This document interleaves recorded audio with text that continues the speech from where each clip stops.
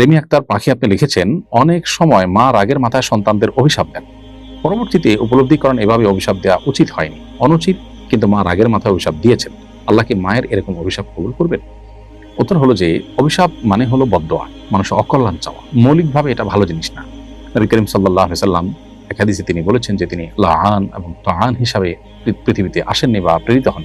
তার মানে অভিসম্পাদকারী, তারপরে গালিগালাজকারী, এরকম চরিত্রের মানুষ হয়ে দুনিয়াতে তিনি আসেননি, এবং এগুলো তিনি কখনো করতেন না। এবং তিনি আরো বলেছেন, ইমানদার কখনো লাআন তাআন ফাহিশবাজি অর্থাৎ অশ্লীল উক্তিকারী কিংবা মানুষকে বদদোয়াকারী এবং নিচু কথা বলার মতো চরিত্রের হতে পারে না ইমানদার।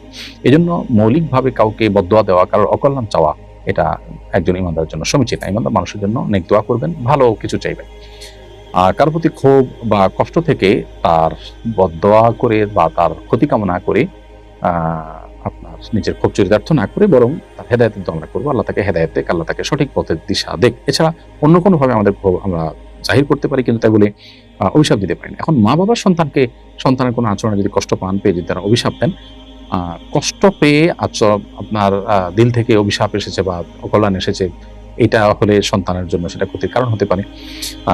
আর যদি মন থেকে অভিশাপ নাও আসে, মা বাবা যদি কষ্ট পান, জাস্ট তাদের কষ্ট পাওয়াটাই কিন্তু সন্তানের ধ্বংসের কারণ হতে পারে এবং আল্লাহর কাছে বিচারের মুখোমুখি হতে পারে। কিন্তু যদি কোনো যৌক্তিক কারণ ছাড়া অহেতুক দেখা যাচ্ছে কেউ মিথ্যা কিছু বলে তাদেরকে ক্ষুব্ধ করেছে এবং তারা সেজন্য সন্তানকে অভিশাপ দিচ্ছেন, তো এই অভিশাপে সন্তানের কোনো ক্ষতি হবে না, কারণ আল্লাহ তাআলা কোরআন কারীমে বলেছেন, লাউ ইয়াজ্জালুল্লাহু শাররা ইসতা'জালাহুম বিল খাইরি লাকুদিয়া ইলাইহিম আজালুহুম। মানুষের ভালো দিতে আল্লাহ যত দ্রুততার সাথে দেন, ভালো কিছু দান করতে মানুষকে, বিপদ আপদ বা মানুষের ক্ষয়ক্ষতি এগুলা দানের ক্ষেত্রে যদি আল্লাহ এরকম তাড়াহুড়ো করতেন বা এরকম দ্রুততার সাথে দিতেন, তাহলে মানুষ শেষ হয়ে যেত, কেউ টিকতো না।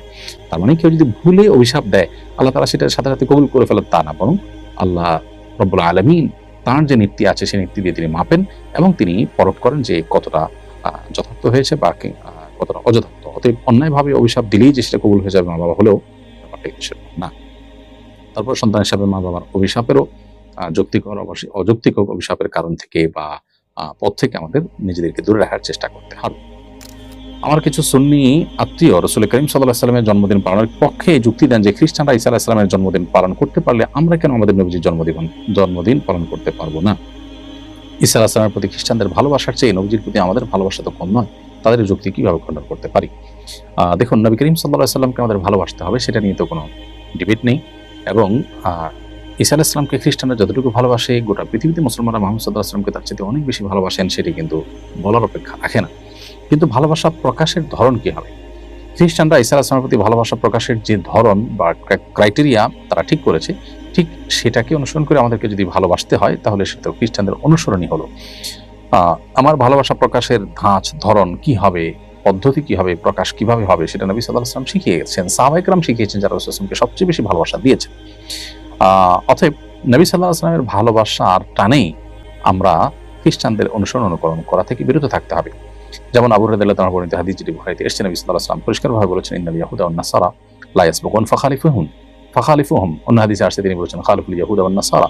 অর্থাৎ নবী সাল্লাল্লাহু আলাইহি ওয়াসাল্লাম ইহুদি খ্রিস্টানদের সাথে আমাদের যেন কর্ম আদর্শ এবং কৃষ্টি কালচারের যেন মিল না হয়, আমরা যেন আমাদের স্বাতন্ত্র্য বজায় রাখি এবং তাদের বিরুদ্ধাচরণ করি আমাদের এই সংস্কৃতি এবং আচার আচরণের ক্ষেত্রে, ধর্মীয় বিষয়ের ক্ষেত্রে, সেই বিষয়টি নবী সাল্লাল্লাহু আলাইহি ওয়াসাল্লাম নির্দেশ করেছেন। অতএব তারা যা করছে এই হাদিসের আলোকে বরং তার বিপরীতটা আপনার করা দরকার। তারা নবীর প্রতি ভালোবাসা প্রকাশের জন্য জন্মদিবস উদযাপন করছেন, আপনি সেটা করবেন না। হ্যাঁ, তারা যদি এমন কিছু করে যেটা আপনার হাদিসেও আপনাকে করতে বলেছে, তাহলে তারা কি করছে সেটা গুরুত্বপূর্ণ না, হাদিসের কারণে আপনি সেটা করবেন এবং তাদের সাথে মিলে গেলেও সেটা দোষণীয় নয়।